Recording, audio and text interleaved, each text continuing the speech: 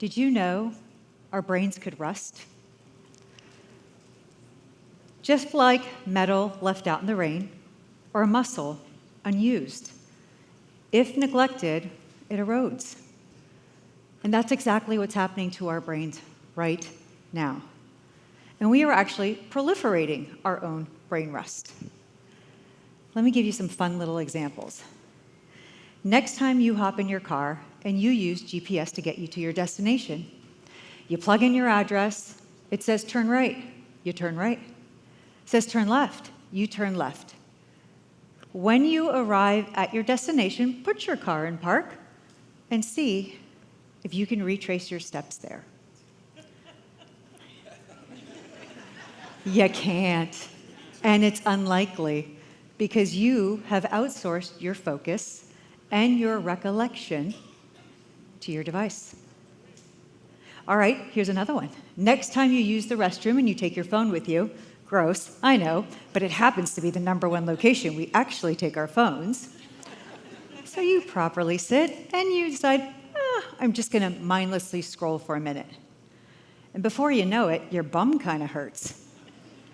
Oh my, it's been 32 minutes. That's 1,920 seconds where your brain went numb, in addition to other body parts. Or those fun safety features on your car. The front camera, the back camera, it even buzzes when you get too close to an object. We'll get into a rental car without those safety features. Have you tried parallel parking? Could you even change lanes without a little bit of panic? It's unlikely. Now, these are small, simple examples of what's occurring in your daily life. But imagine the big ones that are going unnoticed. It's slow, it's sneaky. Because unfortunately, we as a civilization, as a population, have now prioritized quickness over quality, ease over experience, speed over substance. Now, artificial intelligence is learning 1% every day based off the World Wide Web. My question to you right now is, are you growing 1% a day? It's unlikely. And it doesn't matter where you are in the journey, the fact of the matter is, and what I'm here to share with you today, is to bring some awareness and some consciousness that our brains are rusting. And that you have to really consider the value you're going to bring in the future workforce that artificial intelligence is redefining in real time. Because it's not a matter of if it's going to impact you, it's actually a matter of when. My name is Rashidi, and 14 years ago, I helped launch the world's first artificial intelligence product that the workforce had ever seen. And it was 2011 when Watson, the machine, beat Ken Jennings, the man, in a televised version of Jeopardy. The world was in awe. Machine beat man for the first time. And that was when we were ready to take Watson to market. And I was there. And over the course of 14 years, I've held several C-suite positions and executive positions for Fortune 100s, building and developing these capabilities, leveraging data, advanced analytics, robotics, and artificial intelligence. And I am so grateful for my career. I'm an author, I have patents, but the best part of it is I had a front row seat of watching the evolution of artificial intelligence. It's brilliant, it's magnificent, but it's also coming to us so fast and we don't even know it. It's also coming to us at a cost, and we're not even aware of it. And worst, we're actually not even prepared for it. Now, you may hear stories of how artificial intelligence could summarize notes. And yeah, that's true. But it can actually create graphic images that would take graphic designers weeks to generate in minutes. It can actually generate content in seconds that would take influencers days. It could provide you insights in hours that used to take the best data scientists months. That's how fast it's going. And it doesn't matter if AI is a part of your life, like myself, or if you're just tinkering and dabbling with a few tools like ChatGPT, or if you are avoiding it because you don't get it, you don't understand it, and you want nothing to do with it. I get that too. But the fact of the matter remains, our preservation depends on our ability to think critically, think deeply, and problem solve. And if you're still not convinced, the World Economic Forum said that by the end of 2025, 80 million jobs will be displaced. Folks, that is 7 months away. Goldman Sachs estimates by the end of 2030, 300 million jobs will be impacted. Ladies and gentlemen, that's 4.5 years away. And unless you plan on retiring in the next 4 years, your kids, your nieces, your nephews, your cousins, you will be impacted. Now, apologies, it's not all doomsday. There is good news in all this, I promise. And the good news is, while AI is redefining the workforce, well, with redefinition comes reinvention, and with reinvention comes opportunity. And we actually have the opportunity to capitalize on that as individuals, as a society, and as a community at large. And you may feel like you can't do anything about it, but you actually can. And what you can start doing is prioritizing mastery over meaningless motion, prioritizing curiosity over convenience. And I'm going to give you 2 examples that are really, really important. In 2023, the entertainment industry was at a crossroads with AI. The Writers Guild of America and the Screen Actors Guild, they actually protested, and they went on protest for quite a bit of time.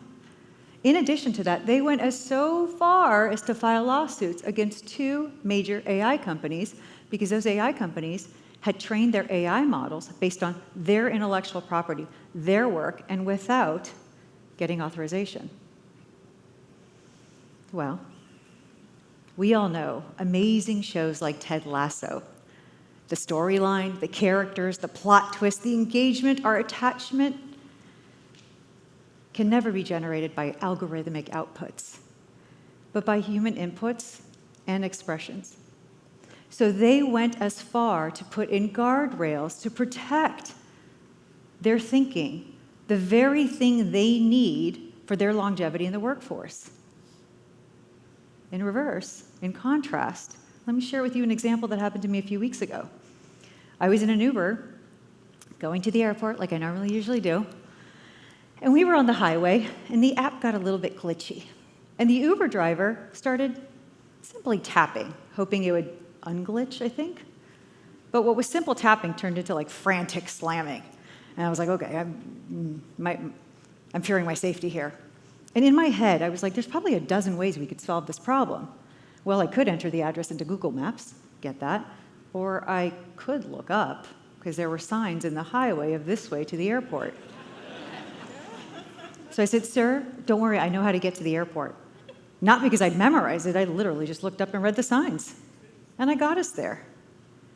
And I share with you these 2 examples, and they may seem drastic and in contrast, but that's actually what's happening right now. We have a massive bifurcation in the way we are approaching thinking. And that is just the reality of it.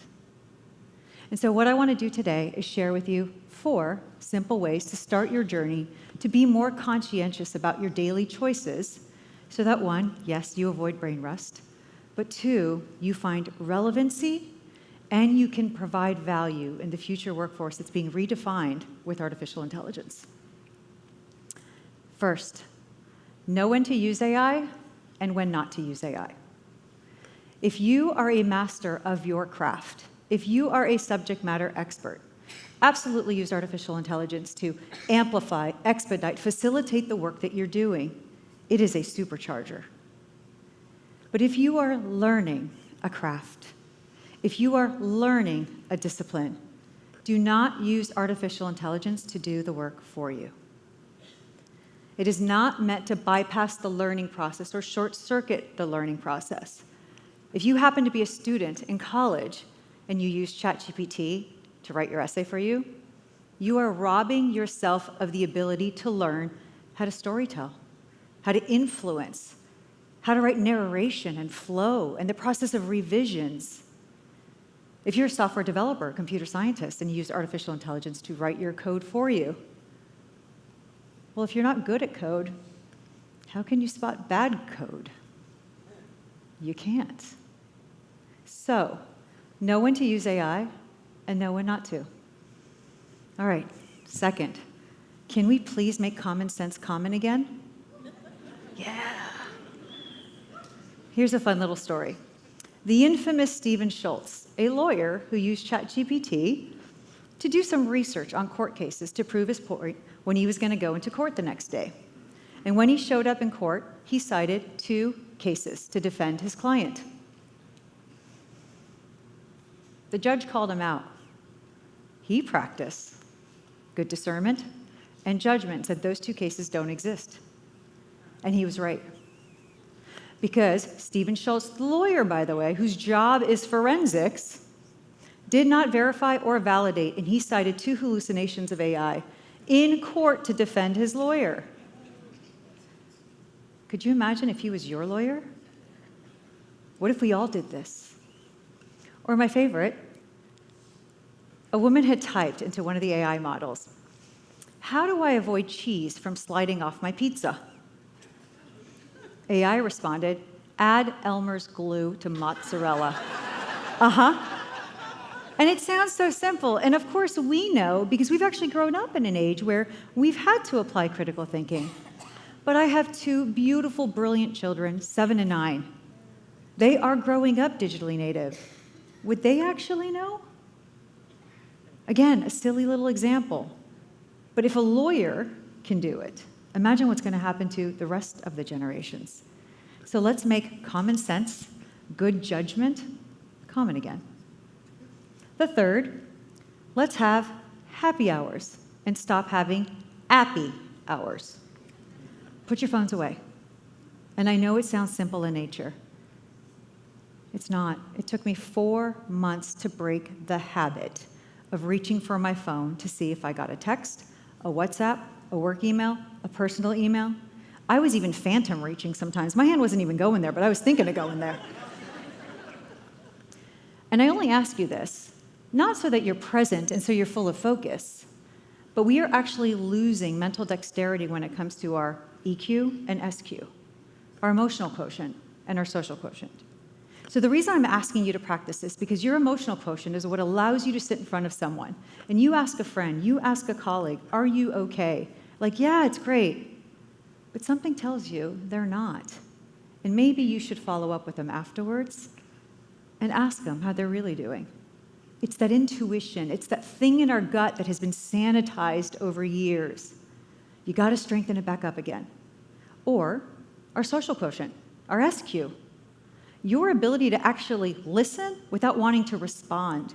Your ability to actually share an example and bring others along. These sound simple, but they're not. And we're losing that ability. And we're kind of getting rude at the same time.